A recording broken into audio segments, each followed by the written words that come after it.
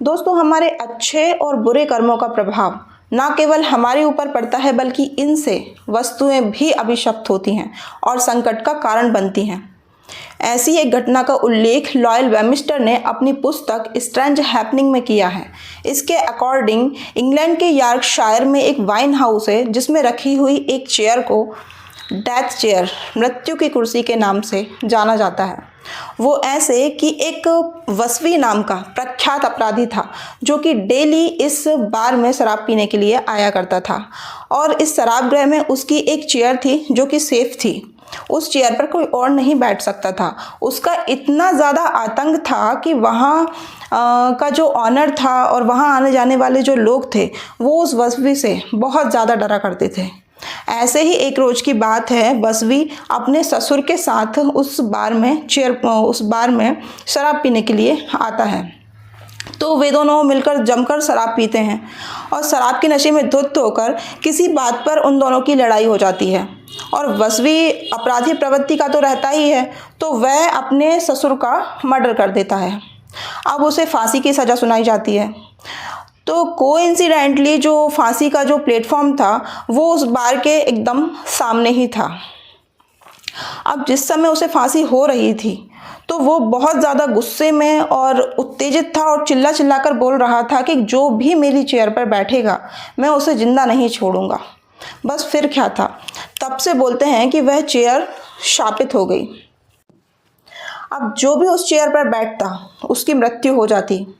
बार के ऑनर ने परेशान होकर उस बार को बेच दिया और एक अर्नशो नाम के पर्सन ने उसे खरीद लिया।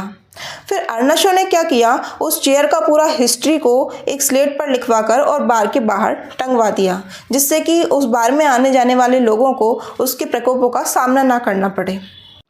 फिर एक बार एयरफोर्स के 2 सोल्जर उसी बार में शराब पीने के लिए आते हैं और बार के बाहर टंगी हुई उस वार्निंग को पढ़कर उस ऑनर का मजाक उड़ाने लगते हैं और ऑनर के बार बार मना करने पर भी अंधविश्वास मानकर जानबूझकर उसी चेयर पर बैठकर शराब पीते हैं और शराब पीने के बाद वो अपनी कार में बैठकर निकल जाते हैं। कुछ 3 मील दूर जाते हैं कि उनकी कार एक पेड़ से टकरा जाती है और स्पॉट पर ही उन दोनों की मृत्यु हो जाती है। दूसरा शिकार बनता है एक मेजर, जो कि उस चेयर की ऑथेंटिसिटी चेक करने के लिए उस चेयर पर बैठकर शराब पीता है और उसके अगले दिन ही अच्छा खासा हट्टा कट्टा मेजर मृत्यु के मुंह में चला जाता है। तीसरा शिकार बनता है एक मजदूर जो कि मात्र 17 वर्ष का रहता है और वो अनजाने में ही उस चेयर पर बैठ जाता है। तब फिर इसके बाद उसकी 2 घंटे बाद ही वो एक मकान की छत से ऐसे उछलता है जैसे कि किसी ने उसको उठाकर फेंक दिया हो।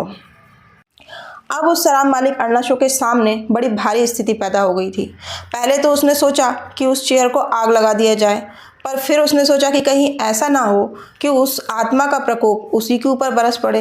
ये सोचकर उसने अपना इरादा बदल दिया, पर उसे कुछ तो करना ही था। तो उसने उस चेयर को उठाकर तहखाने में डलवा दिया।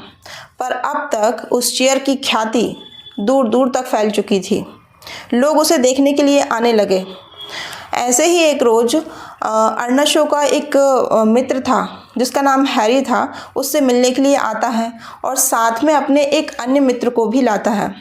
अब वे दोनों अर्नशो से उस चेयर को दिखाने की जिद करने लगते हैं। अर्नशो तो पहले मना करता है। वे दोनों अर्नशो से चेयर दिखाने का बड़ा आग्रह करने लगते हैं। तो अर्नशो उनसे बोलता है कि एक शर्त पर चेयर दिखाऊंगा कि तुम दोनों उस चेयर पर बैठोगे नहीं। वे दोनों मान जाते हैं। तब अर्नशो उनको तहखाने में ले जाता है और वो चेयर दिखाता है कि इतने में ही पीछे से अर्नशो को कोई बुलाने के लिए आ जाता है। अर्नशो उन दोनों से बोलता है कि देखो, तुम दोनों इस चेयर पर बैठना मत, मैं अभी आता हूँ। तो वे दोनों बोलते हैं ठीक है, नहीं बैठेंगे। अर्नशो के जाते ही हैरी उस चेयर पर बैठकर हंसने लगता है और हाथ पकड़ के अपने मित्र को भी बिठा लेता है और बोलता है कि ये सब पुरानी कहावतें मात्र हैं, कहानियाँ हैं, बकवास हैं, इनमें कोई सार नहीं है। अर्नशो जब वापस आकर चेयर पर उन दोनों को बैठा हुआ देखता है तो वह काफ़ी घबरा जाता है। तो हैरी बोलता है, देखो घबराने की कोई बात नहीं है, अब हम दोनों अपने घर के लिए निकलेंगे। ऐसा बोलकर वे दोनों निकल जाते हैं।